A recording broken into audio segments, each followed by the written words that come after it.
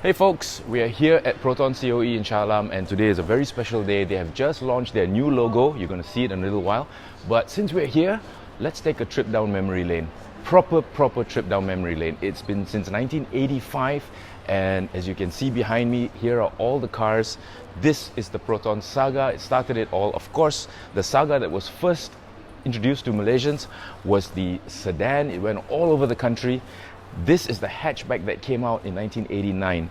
Now, everybody can relate to this car because I think everybody in their family must have had this car at one time or other in their family. So, heading down after the Saga, you can tell the first generation Saga from the grille. It had these very pronounced and flat grille here with the four intakes.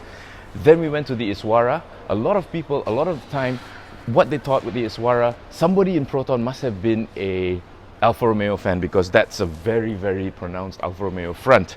Now, the Jawara was one of the cars that I owned, and it was one of the cars that I actually started driving with. But believe it or not, I actually started driving with a Saga. I think all of us, many of us in the 80s, we started driving with Sagas. Early 90s, we started driving with Sagas, and then Proton graduated. Along the way, we got newer models. This was a joint venture with Citroen. This was based on a Citroen AX. This is the Proton Tiara. Okay, one of the unique characteristics about this car was that it was very hard to change the wheels. Car enthusiasts love to change the wheels, but you couldn't do it with this one because it was a three-lug. It was a three-lug wheel, but it was a mini car that did relatively well. One of my most favorite cars from Proton is the Satria GT. Now this, as some of you know, was the last brand new car that I ever bought. It was basically a Mitsubishi. It had a wonderful 1.8 liter four-cylinder engine, and it was a rocket ship. It really was. This car was actually tuned and developed with Lotus. Proton owned Lotus at the time. So yes, Lotus ride and handling went into this car. And testament to how good this car is the fact that it's still being stolen. If you have one, be careful. So yeah, the Satria GTI, one of the last hot hatches. In fact, this car did not have a successor. Yes, there was the Satria Neo, but that was a 1.6. This car was a 1.8. It was actually a fantastic car to drive. I can't put it any other way. It was a fantastic car to drive, and if luck will have it, I will be reviewing one soon, an original condition Satria GTI. So this one's left-hand drive, as you can see. It was meant for the export market. Later on, after a few years, Proton decided to come up with another mini car, and this was the Savi. This car did very well in overseas markets, especially Thailand. If you go to Thailand and you go to Bangkok, you can still see cars like this running around. The Savi still runs around in Thailand. I guess because Bangkok is pretty congested, a small car does really well there. This car did very well there. There were two variants. There was a 5-speed manual, and there was also a AMT, or automated manual transmission. If you're in the market for one, get the manual. The AMT was a bit more like a clutchless manual. So it wasn't really, it was like a seller speed from Alfa Romeo. You actually had to lift, shift gears, and then accelerate again. If you just kept it in D and accelerated, it was a bit not so great, but a very good little car, very hardy. Then, like I mentioned just now, the spiritual successor to the Satria GTI, the Neo. Now, the Neo was a very interesting car for me because for one very pertinent point, I didn't fit. I couldn't fit in this car, believe it or not. I could fit in a Savi, but I couldn't fit in a Neo. And why? Look at the rake of the windshield, okay, compared to the Savi next to it. The rake of the windshield is so pronounced that I could not find a comfortable driving position. And if I could not use the sun visors because it would completely block. The sun visors would completely block the windshield. But it was a pretty good car. I think the design of the dashboard, if you look at the dashboard, it's got these domes, it's got the instrumentation cluster domes, it's got the domes for the aircon vents, and even the clock right in the center there. It looked really good on paper, okay, the design of it, but when it came to the execution, it was not as good as the Satria GTI. I have to admit, the execution of this car while it looked good on paper, the components that were used for this car were a little bit iffy. So moving along, we had the regular, no, sorry, this is another car that didn't have a successor. This is the Proton Putra, basically sharing the same engine as the Satria GTI, and this one's even got the same wheels. 1.8 dual overhead cam, 16 valve fuel injection, a very, very nice coupe. It's one of the very few coupes or coupes that Proton produced. And again, no successor. So two of the best cars from Proton, the Satria GTI and the Proton Putra, no successor, which is such a shame because, well, not a shame for owners because now the value of this car is still holding, as is the value of the Satria GTI, because there's no successor. Brilliant car. Came out in the year 2000, so it's 19 years old, but still looking contemporary, still looking really good. Whoops, sorry. Proton Arena, another car that's retaining its value in the used car market. Better than the Putra and better than the Satria GTI even, almost. The Arena was sold in Australia as the Jambak. It's a ute, UTE, which is short form for utilitarian or utility. It's got a cabin at the back where you can actually carry cargo. There were different iterations of it. There was one that was completely open. There's this one which got a tonneau cover, but a strict two-seater. And this car, the Arena, has held its value in the used car market really, really well. Some are exchanging hands for upwards of 25,000 ringgit. So yeah, nice one. This one debuted in 2002. And moving along, we come to an area where it's very difficult to put politically correctly, but it was a time when Proton were going through some changes and quality really suffered. And the car that actually suffered the most was this, the Gentoo. Another car that looked really good on paper. It's a four-door hatchback or liftback. But while it looked good on paper, the design, they showed us the sketches, and yes, the design of it looked really nice on paper. Unfortunately, the execution, the components that were used, the plastics that were used, did not survive very long. There were a multitude of problems plaguing this car over the years. And it's one of those cars that could actually be said that started the decline of consumer faith, of consumer acceptance in the Proton brand. But it's still around, and this is what it looked when it was new. It doesn't look this good anymore if it's out on the road, because the components that were used, the quality of the components that were used, didn't bode very well for longevity, and it pretty much started falling apart within the first couple of years of ownership. The horror stories that surround this car are legendary, and they still carry on till today. So it's very important for car manufacturers to get the car right before they release it to the public, because consumer perception stays around for the longest time. It's very easy to change your mind. It is incredibly difficult to change a mindset. It's two different things altogether. So yeah, unfortunately this car was one of the cars. It came out in 2004, didn't do too well. This is what I like to refer to as the dark ages of Proton. The cars just did not have the quality that we wanted. No doubt they were inexpensive, they were affordable, but they looked like they were cheaply made. So yeah, unfortunate of that. Now behind me is what I like to call the unicorn of Proton. Now this is the Proton Jawara. This car, or if you can call it a car, it was more like a town box, based also on a Mitsubishi. It was the first Proton to come with electric power steering. So yeah, that's the only accolade I can think of for this car, except for the fact that it was also rear-wheel drive. The only Proton so far that's rear-wheel drive. It did very well in the outskirts of town. Not so well in the Klang Valley. It did very well in the outskirts of town, where people were using it for small businesses like makcik-pakcik jual keropok lekon, pisang goreng. Yeah, it was doing really well there. Okay, so now we move to the other side. You can come over here, and this is where Proton showcases its engine technology. Okay, there are some really, really nice engines here that you can see under the skin, and also broken down like this. All right, but did you also know that over here there was a time that Proton produced bicycles. Yep, there you go.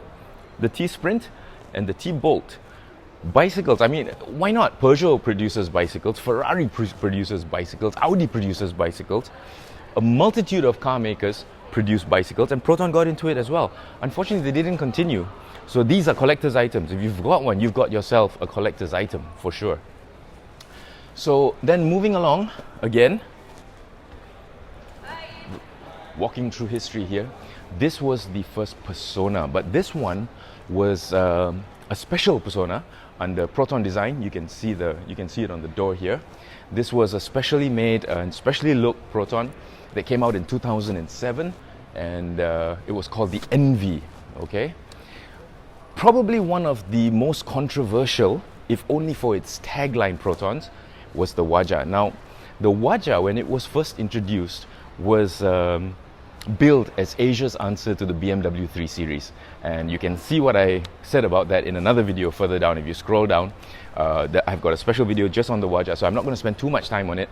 It was a very, very good car, but in Asia's answer to the 3 Series, it was not. So go check out that video. One of the most popular Protons, the Wira. Yes, I had one. I had a Wira sedan just like this, auto, which I drove to Phuket and back, and it was fine.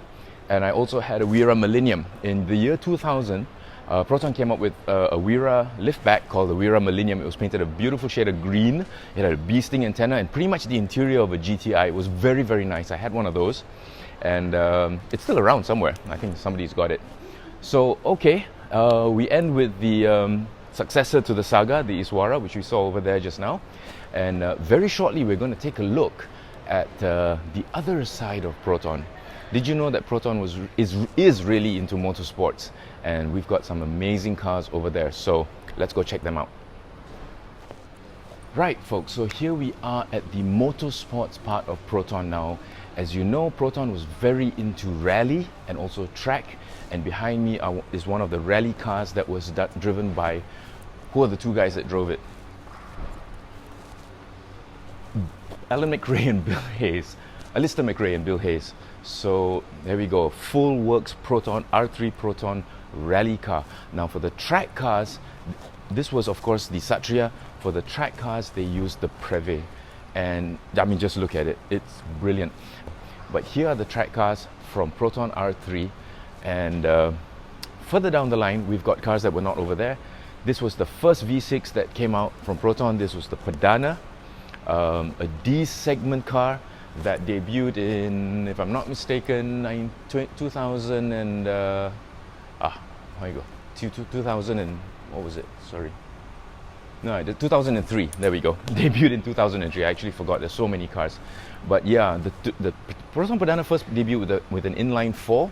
The V6 came out a bit later, and that is it over there. So again, as far as design was concerned, somebody actually mentioned that there must be a Alfa Romeo fan in Proton, because no other car has this very pronounced triangle, upside down triangle, which is characteristic of an Alfa Romeo. So this was the PV6, as they like to call it. It was a 2-liter and but also a V6 cylinder, and it was capable of 205 kilometers an hour. Amazing. So yeah, this was one of the cars that really did bring Proton up a little bit into the D segment. This was the first, that one over there was the original Perdana, came with an inline 4, and I actually had a very rare manual variant, which I owned. Don't forget, I've owned 8 Protons in my life. So yes, this one debuted in 1997. 1997 this car came out, and it had an inline 4 engine, automatic gearbox of course, but mine was a very rare SEI Limited or something like that. So yeah, very cool, very cool. The interior, you could have different grades of it, but this one has a velour interior. If I'm not mistaken, mine had a PVC interior. So very cool. Moving down the line, we go to the Proton Dream cars. Yes, Proton also came up with dream cars, and here we go. This is the Preve. Also from Proton Design, a beautiful matte grey finish. I really like this matte grey. These were debuted at the Klims, about 5, 6, 7 years ago. It was not the last Klims, it was one before that. Again, another design language from Proton, and this was the Symphony based on the Neo. Also very nice. These were just one-offs, just to show what Proton design was capable of. Got a lot of attention during the motor show, and I think it inspired a lot of Proton owners to actually do up their cars to make them look like this. And of course, this was the Desire when it was first debuted in Satria Neo Desire was debuted at Klims, and the year was, doesn't say, but look at that. Take a look at the interior, because the interior is really something else. It's locked, but yeah, take a look at the interior. So then the Wajah was facelifted. As you can see, the grille is very different. The previous Wajah had the Hawk's beak going down like this. This one opened up here. This was the Wajah facelift, which based on the first generation. That's the Hawk's beak Wajah there. Now the ones the race car I was talking about, there we go. That's it right there. Champion 2001 Merdeka Millennium Endurance Race, and second overall, first in Class O. This was a collaboration between Proton and actually it was actually Pert. Now I don't know if you remember or not, but also during BTCC time, the Wajah that we saw earlier was actually used in BTCC. It was known as the Impian over in the UK, and it was raced with great success in BTCC as well. Full-on race car with roll cage and everything. Now we get to the most special Wajah of them all. Everybody knows about this car, but it was never put into production. It's the EO1 engined Wajah. Now the EO1 was, if you can see over here, it was developed with the help of an F1, Sauber F1, and it was a 16 valve engine with 147 kW. That's 147 kilowatts of power. Absolutely amazing. The interior looks completely stock standard, but it's what's under here that makes all the difference. This was the EO1. This guy is absolutely legendary, actually. Absolutely legendary. And then, finally, we come to the last two, which is the Wira that was dropped in the North Pole. It actually made it back. This Wira was dropped in the North Pole in 1998. I remember the video for it. They drove it for about one circle before the tires got bogged down because they was using standard tires, and of course the North Pole is full of ice and snow, and so of course it was going to get bogged down. It's a left-hand drive, one of the export models, but yeah. And so finally, the one that started it all. This, folks, is the original Saga. From 1985, this was the car that went around Malaysia, as you can see, on the Saga Rama Drive, when Proton had just introduced itself to Malaysians. There's Tun Mahathir's signature on the bonnet. This car went around Malaysia and showed the people what Proton was capable of. I mean, this was a historic moment. This was the moment that Proton arrived in Malaysia. This was when Malaysia got its first national car. And while many have asked, why do we need a national car? I can't tell you how proud I am when I go overseas to another country, to Europe or to Thailand or Japan or somewhere, anywhere in the world, and I see the UK especially, and I see a Proton drive by. I mean, it's indescribable. It really is. I mean, here's a piece of Malaysia making good so far away. I mean, this is something that is intangible. You know, you cannot put a dollar figure on it. How do you put a dollar figure on that? To be in another country and to see a piece of your country, you know, the pride of your nation there, together with you. So 7th August 1985, the launch of the road tour, and this is one of the cars that actually went around Malaysia through all the states, yeah, showing everybody what it was like, what Proton could do. This is the original Saga, and I'm so happy to see it actually. 1985, wow, I was still in school, and I followed the tour. I mean, I didn't follow it physically, I followed it vicariously through all the reports that were in the newspapers at the time. No internet, okay, no social media. Following it through the newspapers, and this was the car. This was one of the cars that actually went through. It's the original 1985 Proton Saga, and yeah, it's really great to see it here. So I hope you've enjoyed this tour of Proton CoE. If you're ever in the area, do drop by. It's a really nice place. There's a cafeteria. You can grab a coffee and just come and take in part of the history of Proton in Malaysia, part of the history of Malaysia. Period. You know, Proton is very much part of our country, and I'm so happy it's still around. The partnership with Geely is proving to be very fruitful. The cars that have been coming out have been very, very good. Let's try and forget about the mid-2000s when some of the cars were not that great. I mean, I have to be honest, some of the cars were definitely not that great, but they're getting much better. So, nice one, Proton, and all the best. But here you go, babes. This is the one that started it all.